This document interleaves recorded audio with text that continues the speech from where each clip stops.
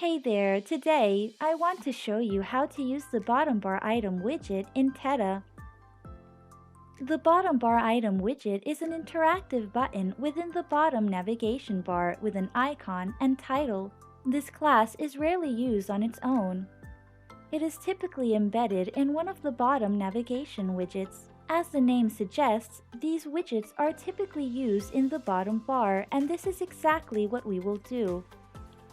Let's start by enabling the bottom bar from the scaffold.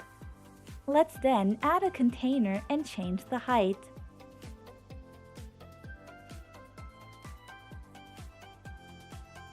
Next, let's add a row and modify its parameters.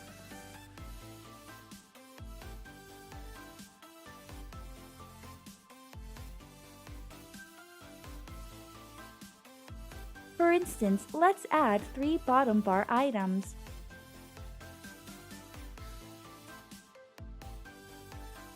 Each of these widgets contains an icon and a text, and they can easily serve as buttons.